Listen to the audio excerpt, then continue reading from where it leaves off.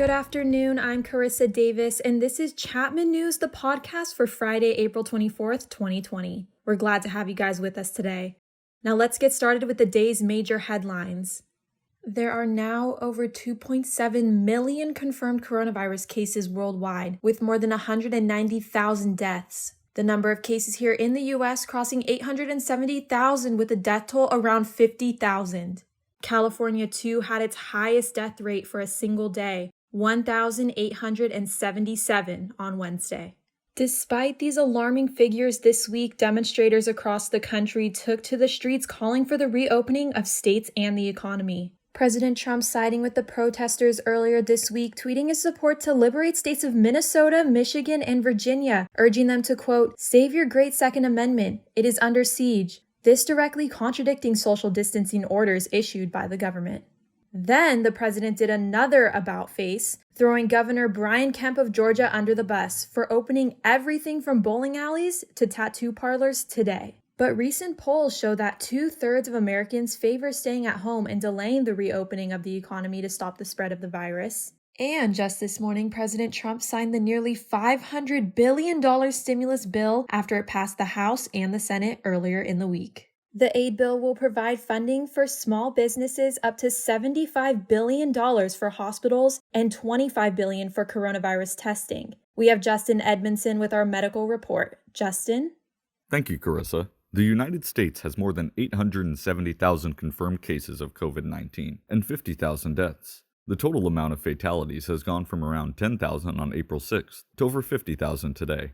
The president, now facing backlash after suggesting yesterday that disinfectants be considered a possible injectable treatment option for COVID-19, this being deemed dangerous by medical experts. Right, and then I see the disinfectant where it knocks it out in a minute, 1 minute.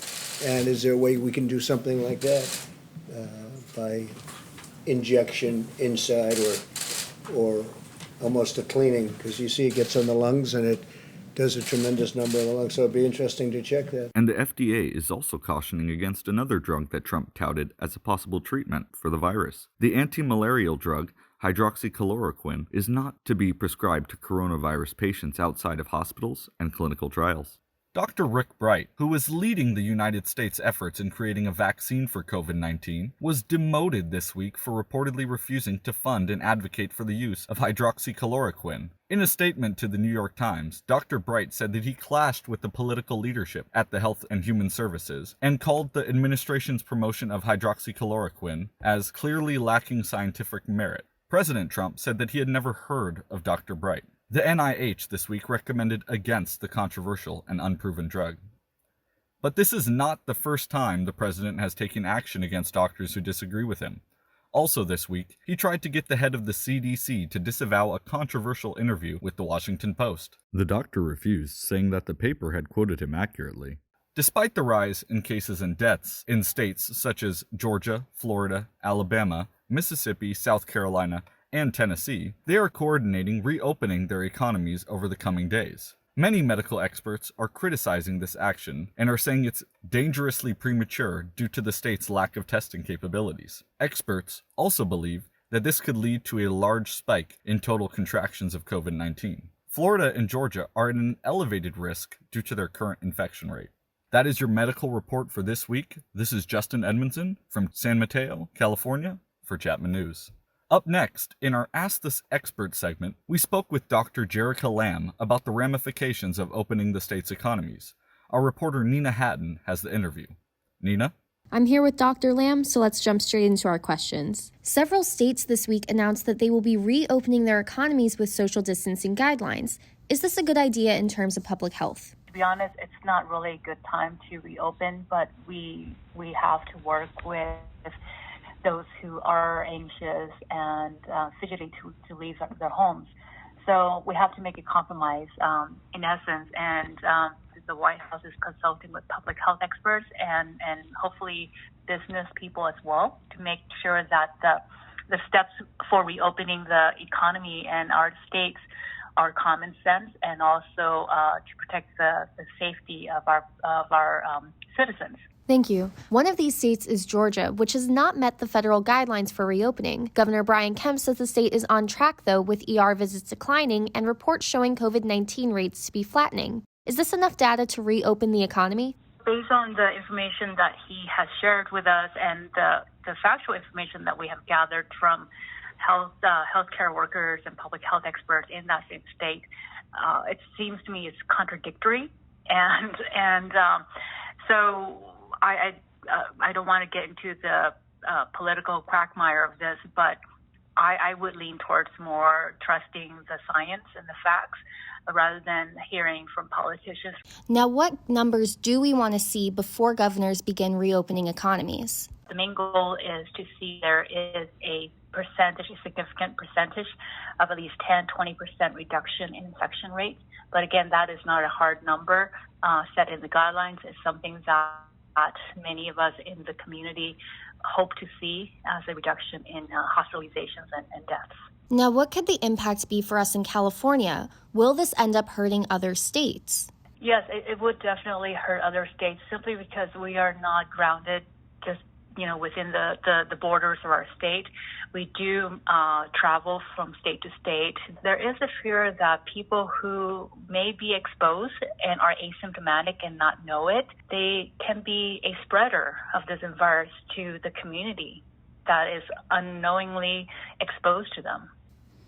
Absolutely. And thank you so much for answering our questions this week. Great. Thank you very much. For Chapman News, this is Nina Hatton. Thank you, Dr. Lamb.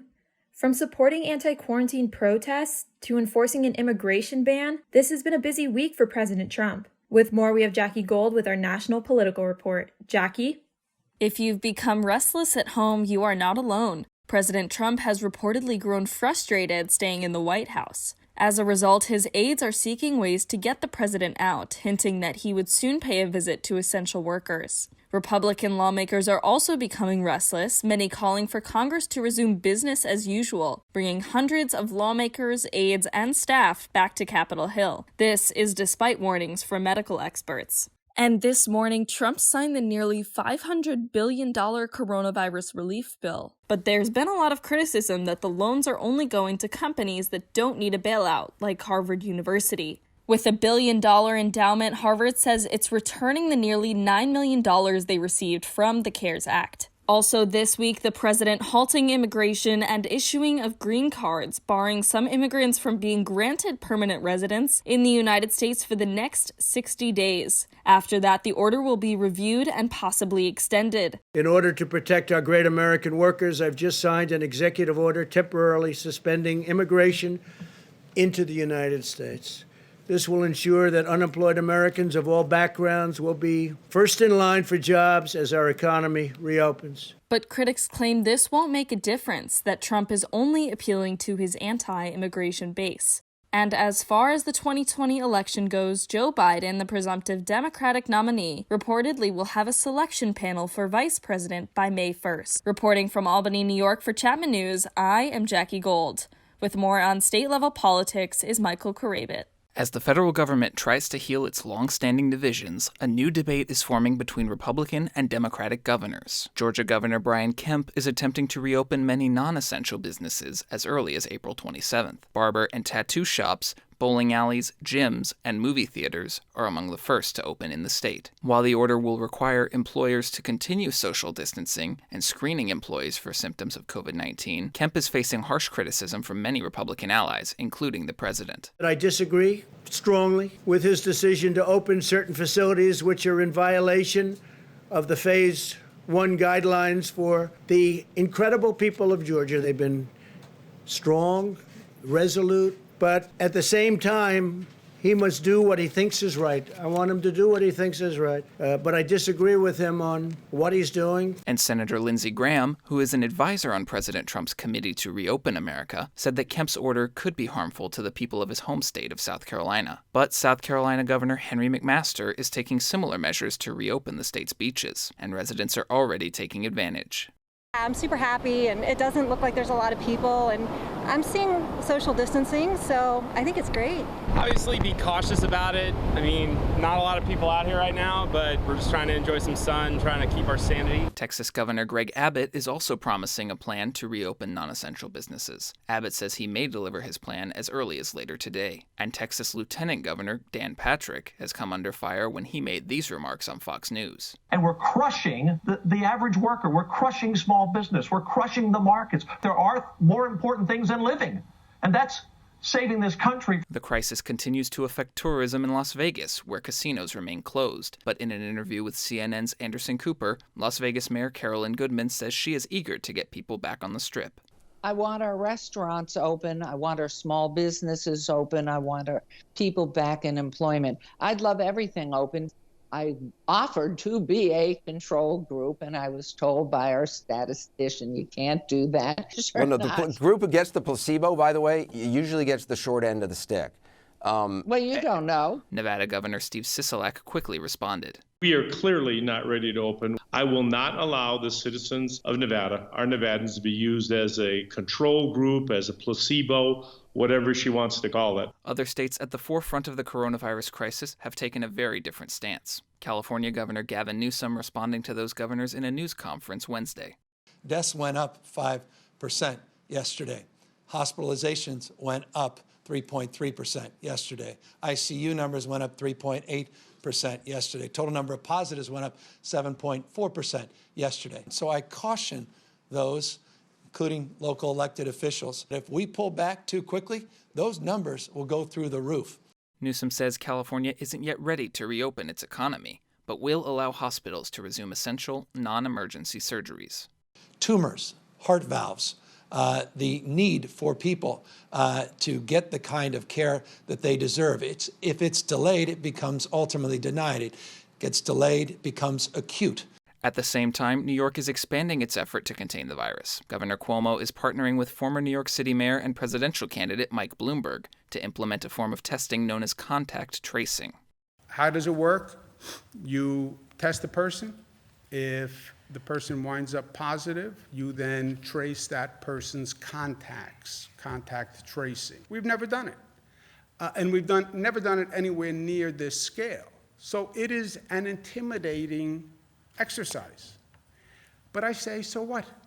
Who cares that you've never done it? That's really irrelevant. It's what we have to do now. Bloomberg is donating $10.5 million to the state for this new form of testing. As states continue to battle over the best way to manage the health crisis, please continue to follow the recommended health guidelines to protect yourself and those around you. From Long Beach, California, I'm Michael Karabit. Thanks, Michael. New information is surfacing, changing the country's coronavirus timeline, and a research study might change what we know about the virus so far. We have Rudy Juarez Pinedo with the latest in California. Rudy? That's right, Carissa. New information as to when the first COVID-19 death in the nation occurred. Santa Clara County announcing that 2 residents who died in their homes in early February had the coronavirus. That's weeks before we thought the first death happened. Now, the confirmed cases in the state is at around 37,000, but new research shows that the true number could be far, far higher. In the first large-scale study tracking the spread of the virus, Stanford, USC, and public health officials tested the blood of over 1,000 adults for coronavirus antibodies. The results show that roughly a quarter to even 500,000 Californians may have had the coronavirus and possibly recovered. So what does this all mean? It shows that the coronavirus is much more widespread than originally thought, but also potentially much less lethal. Lots of questions still need answering. And as for the timeline for when campuses will open, Cal State Fullerton is planning to start their fall semester with online classes, making it one of the first universities in the nation to make that move. But some Californians are fed up with staying inside. From Sacramento to Los Angeles to even San Diego, rallies are loudly demanding to have leaders speed up the reopening of the state. And protesters aren't the only ones that have that need for speed. With highways clear of heavy traffic, CHP has seen an alarming 87% increase in speeding citations, many exceeding 100 miles per hour. Their message to the public? Slow down. In Whittier, California, this is Rudy Juarez Pinedo for Chapman News. Thanks, Rudy. Chapman University is offering a helping hand. We have Nina Hatton with your Chapman campus updates. Thanks, Carissa. Chapman University has been mobilizing. Partnering with the City of Orange, the university is offering 20 units at Panther Village to first responders, giving police, firefighters, healthcare workers, and some city staff a place to self-isolate. And the university is getting into the race for a cure. $95,000 has been awarded in research grants to coronavirus rapid response for faculty members in fields from bioscience to public health policy. But that's not the only research being conducted at Chapman. This week we zoomed in with Chapman professor Pete Simi. He's a sociologist who tracks racist hate groups, conducting thousands of interviews with former white supremacists. As the virus continues to attract anti-Asian American rhetoric and discrimination, we asked him why this is happening and what can be done. People have associated kind of this anti-Asian fear and anger and anxiety with the virus. So it gets framed as an Asian problem. So we need more awareness, more education. And physics professor Stephanie Bailey is using her position to provide comfort to seniors in Orange. Her class writing letters of encouragement to residents of the Plaza Senior Community Living, including 50-year-old Chapman alum Bev Wetherill. Keep up the good work, Panthers, and remember to check in next week for all your campus updates. For Chapman News, this is Nina Hatton. Thanks, Nina. There are now nearly 2,700,000 cases of the coronavirus and nearly 190,000 deaths worldwide. We now go to our Jada Sandhu with our global report. The UN now saying there may be a hunger pandemic that goes alongside the COVID pandemic. Their initial projection of 135 million people facing crisis levels of hunger has now doubled to 265 million. And in the Brazilian city of Manaus, excavators are digging mass graves to deal with over 100 burials a day. And back in the U.S., Missouri is suing China and seeking damages for the pandemic for what they call a lack of initiative to stop the coronavirus amid the deception. India has now issued an executive order to protect healthcare workers. This comes after multiple cases of discrimination and attacks. Projections are showing that cases in Ukraine will peak in early May, so the Ukrainian government has now extended lockdown orders until May 11th. Over in Indonesia, the president banning citizens from going to their hometowns to see their families for Eid al-Fitr celebrations. Running of the Bulls in Spain and Oktoberfest in Germany have also been canceled. And Netherlands has banned all large events through September 1st. But over in Australia, Bondi Beach to partially reopen next week for surfers and swimmers. Things may be looking up as Germany has approved its first clinical trial for a COVID vaccine, and the London clinical team is looking for volunteers for their vaccine trials as well. Now, closer to home and unrelated to the virus, investigators are still searching for the motive behind Canada's worst mass shooting in modern history. Lasting 14 hours at 16 different sites, the death toll of last weekend's shooting has now risen to 22. And Kim Jong-un is unwell after undergoing cardiovascular surgery, though the severity of the situation is unknown. The North Korean leader's condition is unrelated to the coronavirus. Now, some positive news in the midst of this pandemic. In the UK, people are hanging drawings of rainbows in their windows to help spread hope, especially to essential workers. And in 7 U.S. states, healthcare professionals were surprised with free groceries as a way to thank them for their hard work during this time. For Chapman News from Sacramento, California, I'm Jada Sandhu. Thanks, Jada. With states across the South talking about reopening for business, the economy is at the top of many Americans' minds. With our economics report this week, we have our Jared Brosnan. Thanks, Carissa. Another surge in unemployment numbers with 4 million new claims, bringing the total unemployed to over 26 million Americans, outpacing the Great Depression starting in 1929. Senate Majority Leader Mitch McConnell is even suggesting some states declare bankruptcy, a suggestion even attacked by fellow Republicans. With the United States and the world on hiatus from travel, the oil industry has taken a deep dive. This is due to an oversupply of oil as it is still being produced but not purchased.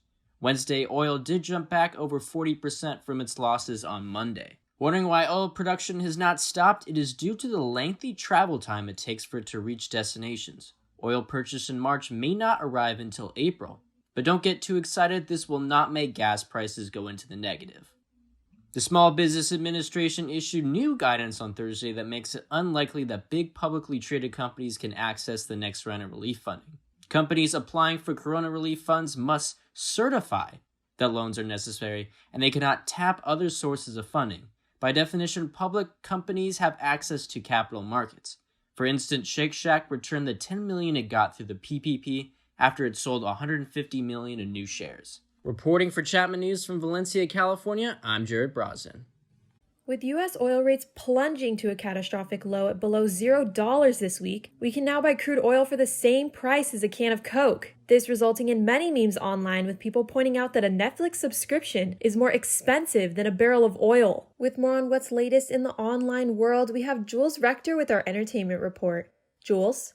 Thanks, Carissa. We're seeing every aspect of our lives change, and of course that doesn't stop with the way we keep ourselves entertained. I certainly don't think anyone could have ever predicted that 2020 would put us in the middle of a pandemic with a reality TV star as our president. And with all the chaos happening around the world, people seem to be sick of celebrities telling them how to stay safe during quarantine. The meme of the week on Twitter is people making fun of celebrities saying we're all in the same boat, but while their boat is a fancy motor yacht, many others are stuck in a wooden canoe in the middle of a thunderstorm.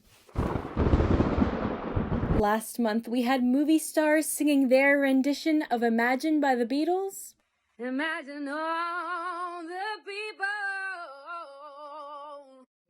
We see celebrities telling us to wash our hands on commercial breaks. Staying at home is saving lives. And even telling us how to manage mental health through Instagram. But many are sick of the entitlement because with millions of people out of work and a world health crisis going on, they want a more relatable figure to look up to. And it seems the new media sensations are the major cable nightly news anchors, with their viewership skyrocketing to 30% higher than last year. Will Lester Holt become the new Kim Kardashian? Or maybe the next big hit will be Keeping Up with the Cuomos. I mean, you never know. It seems like nothing is impossible these days. Now, more than ever, people are entranced by the realities of the world, which might explain why reality television and docuseries are dominating on streaming platforms, which makes sense because the escapist nature of reality TV is exactly what we all need in a time like this. Since production of scripted shows has come to a screeching halt, news and reality may be the only genre we can really rely on for new content. And that's why you can always rely on Chapman News for fresh podcasts every Friday. I'm Jules Rector in Jensen Beach, Florida, and that was your quarantainment for today. Now to our king of sports, Brad Benson. Lots of news from the NFL this week. The draft is taking place virtually this weekend, and there were not as many surprises in round one as we're used to. Joe Burrow and Chase Young went 1 and 2 to the Bengals and Redskins respectively, and for the first time since 2015, there were no trades in the top 10 picks. The first trade came when the Buccaneers traded up to get Tristan Wirfs at number 13. This, however, is probably the second biggest news to come out of Tampa Bay this weekend, as the Bucs traded with the Pats for the rights to formerly retired tight end Rob Gronkowski. However, the trade that was probably the most shocking was when the Packers traded up late in the first round to select Utah State quarterback Jordan Love. He's not going to start for a while in Green Bay with Aaron Rodgers still at the helm, but this move seems a little similar to the Pack selecting Rodgers back when they still had Hall of Famer Brett Favre. Here in Los Angeles, the Chargers hope they secured their starting quarterback of the future after selecting Justin Herbert out of Oregon. This was one of 2 first-round selections for the Bolts, with their second being Oklahoma inside linebacker Kenneth Murray. The Rams did not have a first-round selection after acquiring Jalen Ramsey from the Jaguars in the middle of last season. Rounds 2 and 3 will take place tonight, and the draft will wrap up on Saturday. Reporting from Anaheim, I'm Brad Benson. It was the 50th anniversary of Earth Day this week, and many took the time to reflect on how our planet has been healing while we're staying at home. Carbon emissions have fallen drastically during the lockdown, leaving clear waters in Venice, blue skies over Delhi, and clean air in LA. With more good news, we have our weekly feature, Making a Difference. We like to end our show every week with a spotlight on a hero. This week, our Ella Martin brings us a story of celebration and cheer during these uncertain times. Thanks, Carissa. Our hero of the week is keeping neighborhoods engaged with his gift of music. Last week, Huntington musician Tanner Howe delivered an outdoor concert through the streets of Orange County. While trying to maintain a safe social distance, How performed Can't Stop the Feeling by Justin Timberlake from the back of his pickup truck while his family members filmed the reactions of people right outside their front porches. Families gathered around clapping and videotaping, and some residents even began to cry. Got this feeling in my body. Got this feeling in my body. Wanna see you move your body. Got this feeling in my body. Got this feeling in my body. Got this feeling in my body. Wanna see you move your body. Got this feeling in my body.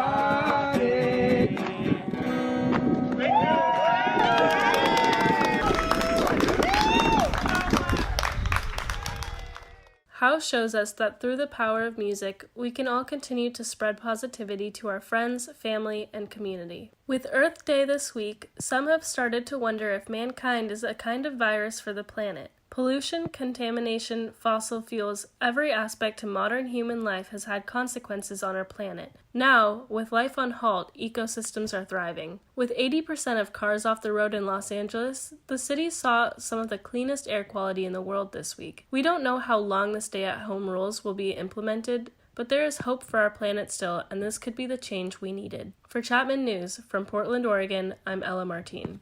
Thanks, Ella.